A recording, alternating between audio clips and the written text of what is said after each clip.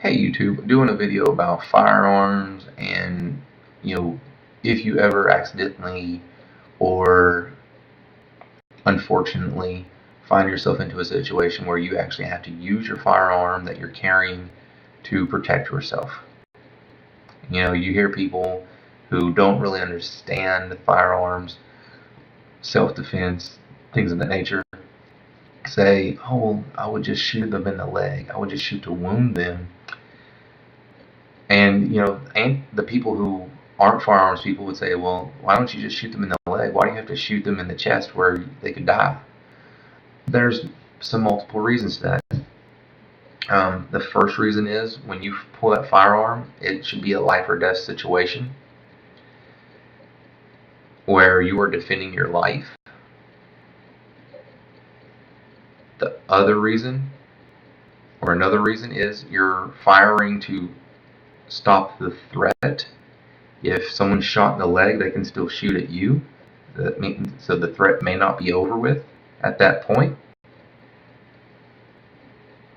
But here's the thing. There are multiple reasons why you would not want to do that. Let's say you can handle the high stress situation. You're that good of a shot and you're that cool of a customer where you can put a round wherever you want to accurately. And you shoot that person in the leg. They give up. You're not arrested. You're not charged with assault or anything. But then you're going to get sued in civil court because the guy who's never worked a day in his life, who's probably sold drugs or stolen stuff for money, is going to sue you because now he can no longer work and he has a disability that you caused. And he's going to win. It's happened before. There are court cases out there where the person who defended themselves got sued by the person who was breaking the law, and the person that's sued for breaking the law won. Now, if you fire your weapon, you hit them in center mass, and they die as a result, the family can still come back and sue you in civil court, but you have more of a justification because you only pulled your firearm in a life or death situation. You didn't shoot them as they were walking out with your TV, because then the lawyer is going to say, so my client's son's life is not worth the price tag of a TV. You value life that little and you're going to lose. You're also not going to chase them down the street.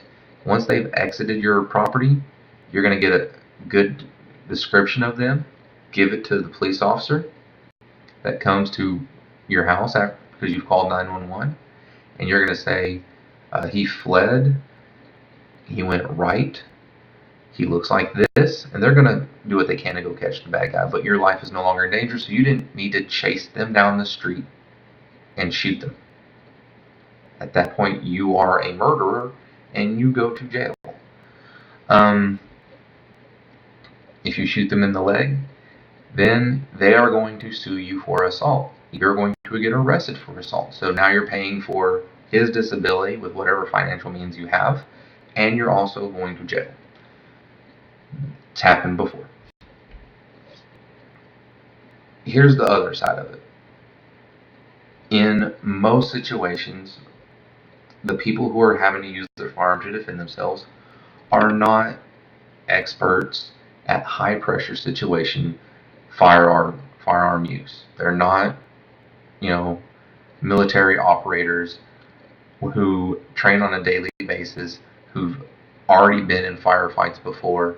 They're typical, law-abiding citizens like you and me. In the situation where you have to defend yourself with your firearm, it's high stress, nerves are high, training, actually, what you can do on the range is not the same as training. And I was told at the license to carry class that we went to, people were very knowledgeable, so I'm willing to bet that there's numbers are right. They say that your training goes down by 80%. 80%. Your training, not just target shooting, but your actual training for real world situations goes down that much. So you have to defend your life, you have a situation that happens, you pull your firearm and you shoot. Now, the leg is a small target.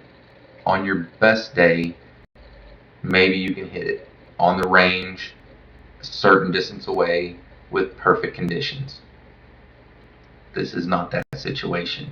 You're aiming for a big target, center mass, not your aim. You're not going for a headshot, you're going for center mass. It's the biggest target possible, and it'll stop the threat if you are successful at hitting the target. So, if you shoot at the leg, you can miss. When you fire a weapon, you're responsible for that round until it stops. If it hits the leg, goes through it, and kills somebody who was an innocent bystander, you're responsible for that. If you miss completely and it ricochets and it goes into someone's house, you're responsible for that. You always need to know what's behind you before you shoot. And that's hard to do in a high stress situation. So the likelihood of hitting that leg is very, very minute. The other side of it, the other side of this thing is people who train on a regular basis. When they pull their firearm in a stress situation like that, they're inaccurate also. I have a friend who's a police officer. He's been a police officer for a long time. He's actually been involved in multiple active shootings because it's the nature of his job. He was telling me the first time he was involved in an active shooting situation, he had a suspect coming toward him. He shot him once in the leg, and then the rest of his Glock 19 or Glock 17, I can't remember what he carries, but the rest of his Glock 9mm, so it carries a lot of rounds, all went center mass. Grouping about, he said about, like, I guess this big, if you can kind of see on my chest. So about that big. And he emptied the mag on the guy because the guy kept coming. When he was being, interviewed about the shoot, because that's what happens after a law enforcement officer uses their firearm, they asked him why he emptied his magazine. He said, I fired until he quit coming at me. Don't know if the guy was on anything. Don't know if it was just adrenaline or what it was that kept the guy coming. But you got several rounds, more than 12, because Glocks have a very high capacity for 9mm, in the center mass, and one in the leg. So I asked him, I said, the one in the leg wasn't a warning shot, was it? It was your first shot, wasn't it? He goes, yeah. He goes, my nerves, my stress level, I fired once, and then I got on target and I continued to fire. He's a trained law enforcement officer who practices on a regular basis, trains for that. It's his job description. And he shot someone in the leg by accident because he was going for center mass. The fact that some of these people think that they can, or think that as firearm carriers we should be aiming at the leg, is just unrealistic.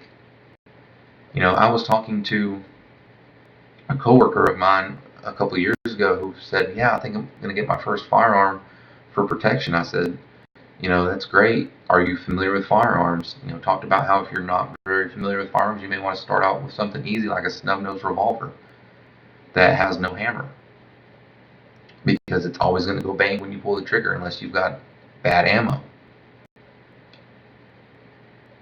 Automatics may not be for the people who are untrained.